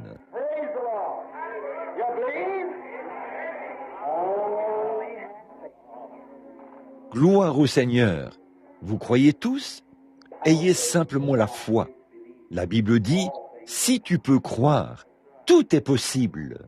Bonsoir, madame. Je ne vous connais pas, n'est-ce pas? Vous croyez que je suis son serviteur, le serviteur de Dieu? Croyez-vous que, comme nous sommes des inconnus l'un pour l'autre, pensez-vous que Dieu pourrait me révéler quel est votre problème? Vous croyez qu'il le pourrait? Vous le croyez? Accepteriez-vous que ça vient de Dieu? Croiriez-vous que ça vient de Dieu? Très bien. Est-ce que tous les autres croiront cela? Un homme a dit, prenons le cas de notre Seigneur Jésus, juste un instant, prenons le cas de notre Seigneur Jésus. Voici qu'il était assis près d'un puits, et une femme est arrivée. Voici, vous êtes le même cas ce soir. Voyez, non pas que ce soit, disons, exactement la même chose. Je suis très loin. Je ne suis qu'un serviteur du Seigneur Jésus. Et vous, je ne dis pas que vous seriez une femme de mauvaise vie comme elle, mais c'est de nouveau un homme et une femme. Et Christ a dit qu'il serait avec nous jusqu'à la fin du monde. Et s'il l'est, ce serait un signe pour les gens qu'ils n'ont pas à s'inquiéter. Le Christ même qui a fait cette déclaration est ici. Pas vrai? Croirez-vous cela, vous qui êtes dans l'auditoire? Si le Seigneur me révèle quelque chose au sujet de cette femme-ci, disons peut-être au-delà de son problème, est-ce que vous l'accepteriez alors? Le croiriez-vous de tout votre cœur? Alors, regardez-moi, sœur. Maintenant, ceci, c'est un don. C'est juste un don de Dieu. Je n'ai aucun moyen de vous connaître. Je ne sais rien sur vous. Mais regardez-moi juste un instant et croyons simplement pendant que je vous parle. Voyez? Très bien. Maintenant, oui, vous êtes mourante. C'est vrai. Parce que vous avez un cancer. Non seulement un cancer, mais des cancers. Vous en avez 2, et les 2 sont sur votre sein, c'est vrai. Vous êtes extrêmement nerveuse, n'est-ce pas? Et vous n'êtes pas de Shreveport, non. Vous venez de l'Arkansas, c'est vrai. Vous vous appelez Rosalie, n'est-ce pas vrai? Alors, retournez en Arkansas et croyez au Seigneur Jésus et soyez rétablis au nom de Jésus-Christ. Qu'est-ce que c'est? S'abandonner au Saint-Esprit. Abandonnons-nous tout simplement à lui ce soir. Oh, il est ici. Abandonnez-vous. Oh Dieu, que chaque cœur s'abandonne à lui, Seigneur. Accorde-le au nom de Christ. Amen. Eh bien, ce sont les visions qui affaiblissent, certainement. Les visions ne guérissent pas. Les visions ne font que confirmer Dieu. Amen. Et sa bonté. Vous croyez que Dieu vous guérit de ce problème de vésicule biliaire? Vous, la dame qui est assise là? Vous croyez qu'il vous rétablira? Si vous le croyez de tout votre cœur, vous obtiendrez ce que vous avez demandé. Si vous croyez cela, Amen. Voyez, je doute que la dame... Avez-vous une carte de prière, madame? Pas de carte de prière? Avez-vous une carte de prière? Vous n'avez pas de carte de prière, n'est-ce pas? Oui, vous avez une carte de prière. Très bien. Eh bien, vous n'en aurez plus besoin maintenant. Très bien. Vous n'en aurez plus besoin maintenant. C'est votre foi qui l'a touché. Si tu peux croire, madame, la deuxième dame, à partir du bout de la rangée, là, la dame âgée qui porte des lunettes et qui regarde par ici, Vous souffrez d'hypotension. Vous croyez que Jésus-Christ va vous guérir, sœur? Vous qui êtes assise là, sur un coussin rose, qui me regardez, vêtue d'une robe à pois. Vous qui êtes assise là, à regarder en haut, oui, vous qui êtes là, vous croyez que Jésus-Christ vous rétablira? Vous, levez la main si vous croyez cela. Très bien. Alors, acceptez-le. Amen. Voyez-vous combien la foi est inconsciente? Cette femme était assise là, tellement plongée dans les pensées de son cœur, qu'elle ne m'a même pas entendu lui parler. C'est vrai, mais voyez-vous, Dieu lui a parlé. Amen. Si ce n'est pas là Jésus-Christ, le même hier, aujourd'hui et éternellement, ce n'est pas, c'est la Bible. Amen. Si tu peux croire, tout est possible. Nous sommes des inconnus l'un pour l'autre, madame. Eh bien, vous avez l'air d'une personne en très bonne santé.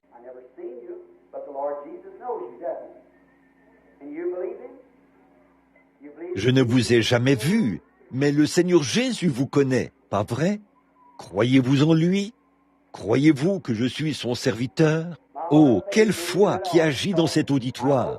Alors, j'espère que vous pourrez continuer ainsi. Vous êtes extrêmement nerveuse, parce que vous souffrez d'un problème au côlon. C'est vrai, c'est une tumeur qui se trouve dans votre côlon. C'est vrai, n'est-ce pas vrai? Vous avez aussi des problèmes avec votre estomac. On appelle ça simplement des problèmes d'estomac. C'est vrai, n'est-ce pas? Je ne lis pas dans vos pensées, mais c'est ce que le médecin a dit, et c'est ce qu'il en est. Alors, croyez-vous que vous allez être guéri maintenant? Très bien. Alors, continuez votre chemin. Au nom de Jésus-Christ, que Dieu vous guérisse. Amen.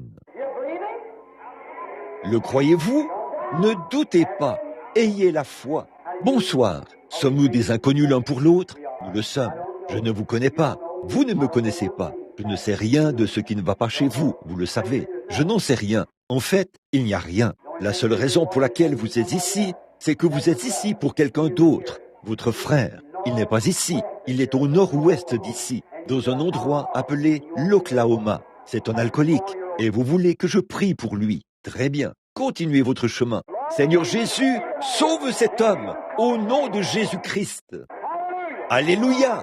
Ayez foi en Dieu. Bonsoir.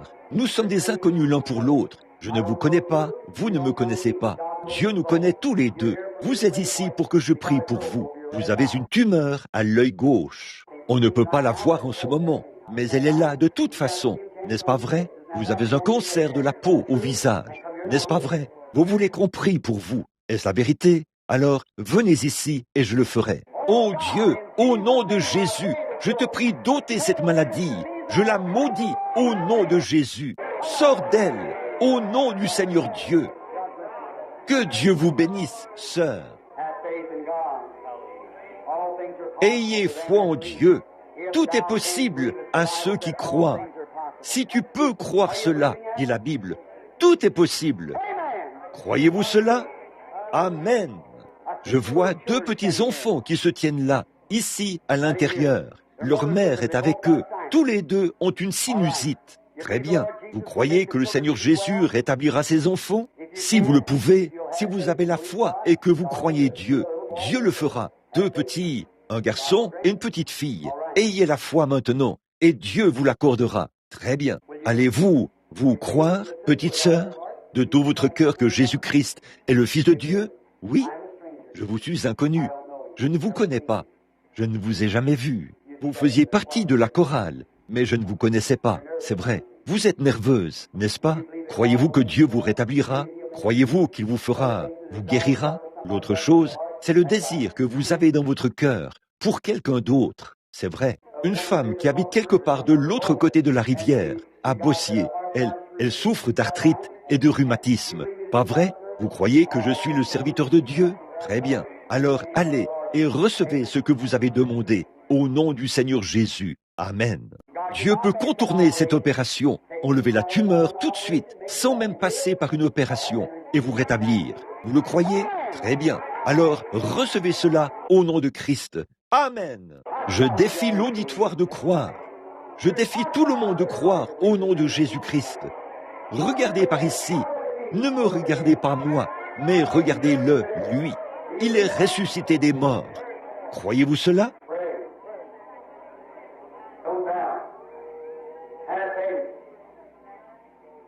Priez, ne doutez pas, ayez la foi.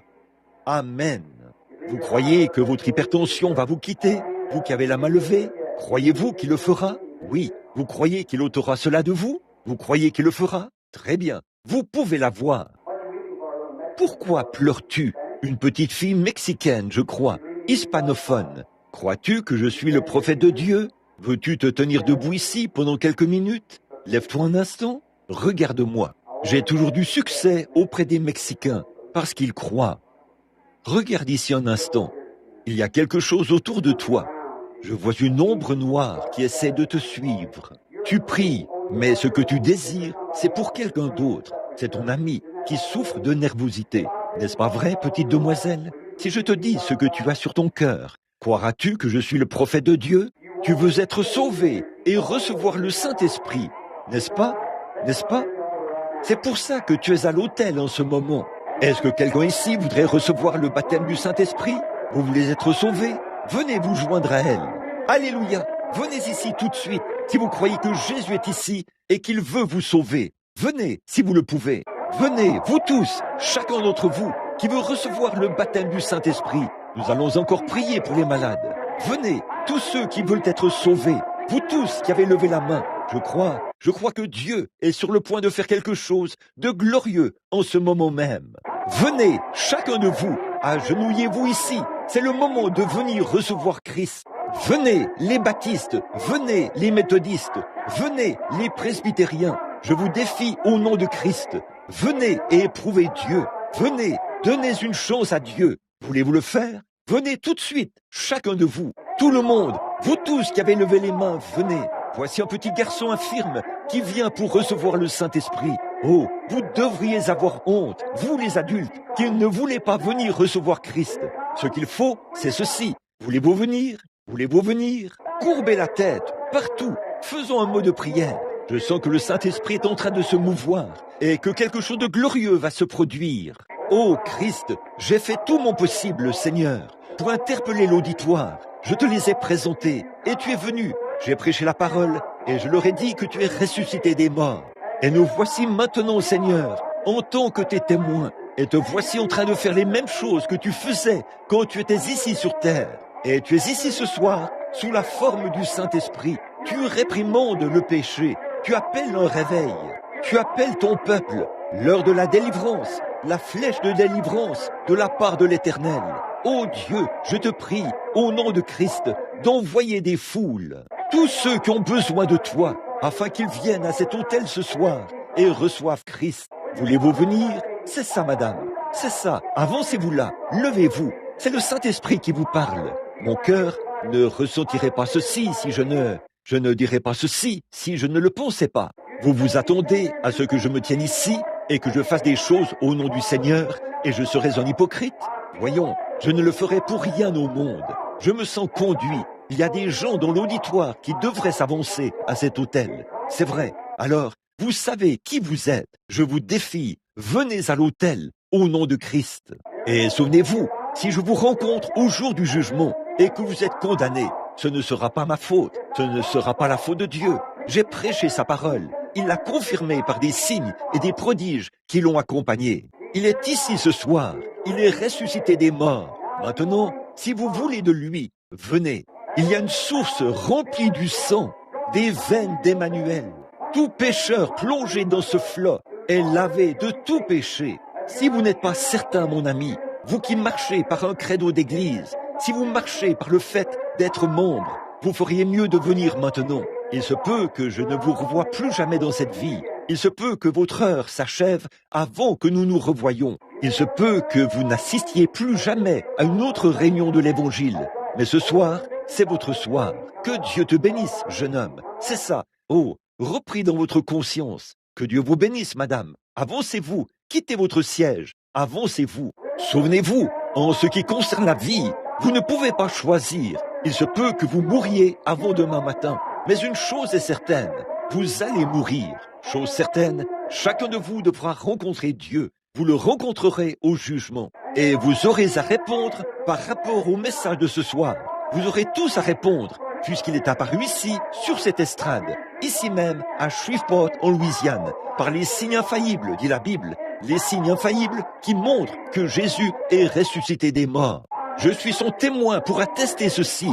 Il vous appelle à venir à l'autel, jeunes et vieux, méthodistes, baptistes, pentecôtistes, luthériens, qui que vous soyez, venez à l'autel. Il y a une source remplie de sang, j'en suis témoin. Elle est là pour que les pécheurs y viennent. Voulez-vous venir? Venez. Vous tous, empruntez le sentier qui mène ici à l'autel. Arrêtez de regarder la télévision. Arrêtez de regarder les choses du monde. Regardez au calvaire ce soir. Voyez Christ. Regardez celui qui est mort pour vous. Regardez celui qui a expié la peine. Regardez celui qui pardonne vos péchés. Éloignez-vous des choses du monde. Que Dieu vous bénisse, madame. Avancez à l'autel pourrait déterminer ce qu'il en sera pour le reste de votre vie. Venez maintenant. Qui d'autre viendra? Venez, tout le monde, tout le monde. Maintenant, si vous avez besoin de quoi que ce soit d'autre de la part du Seigneur, venez à l'autel tout de suite. Vous qui voulez le baptême du Saint-Esprit, dirigez-vous vers l'autel tout de suite. Dirigez-vous là. Vous qui êtes rétrograde, dirigez-vous là. Vous qui voulez le baptême du Saint-Esprit, vous qui voulez la guérison, dirigez-vous vers l'autel. Que Dieu vous bénisse. Qui que vous soyez, dirigez-vous vers l'autel maintenant. Venez à cet endroit où, en tant que prophète de Dieu, je dis au nom de Christ qu'il est ici, les bras ouverts, prêt à donner tout à chaque personne, ainsi qu'une flèche de délivrance totale. La flèche de délivrance de la part de Dieu est dans votre main. N'ayez pas peur de vous en servir pour frapper. C'est maintenant l'heure de prendre votre décision. C'est maintenant l'heure pour vous. Frappez, frappez, frappez, frappez, frappez tout ce que Dieu a promis. Frappez le calvaire. Touchez le bord de son vêtement. Élevez votre cœur. Élevez vos mains. Élevez vos âmes. Élevez vos louanges. Élevez votre adoration. Élevez vos larmes. Élevez tout. Amen. Quelle soirée, quel moment, quelle délivrance, quel peuple. Gloire à Dieu. Guéris chaque personne malade. Satan, relâche-les au nom de Jésus. Je te condamne. Satan, sors. Délivre-les de la télévision, de toutes les choses du monde, quelles qu'elles soient. Accorde-le. Ô Dieu, envoie tes bénédictions sur eux. Gloire à Dieu. Levez les mains et louez-le et recevez tout ce dont vous avez besoin. Tout le monde dans le bâtiment, levez-vous et louez Dieu. Alléluia.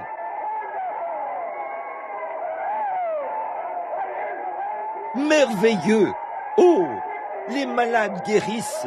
La gloire de Dieu descend. Amen. Gloire au Seigneur. Alléluia. Alléluia. Béni soit le nom du Seigneur. Combien nous t'aimons. Combien nous te louons. Combien nous t'adorons. Comme c'est merveilleux. Gloire à Dieu. Que Dieu soit loué. Bénis-les, Seigneur. Bénis-les, Seigneur. Bénis-les tous, Seigneur. Envoie le Saint-Esprit, le même hier. Guéris chaque cœur. Guéris chaque infirme. Guéris chaque affliction. Guéris chaque cas. Guéris, Seigneur. Remplis du Saint-Esprit. Fais descendre la gloire. Apporte le salut de l'âme. Ô Dieu, au nom de Christ, je te prie de tout mon cœur, de toute ma force, de m'exaucer. Nous te remercions et nous t'adorons.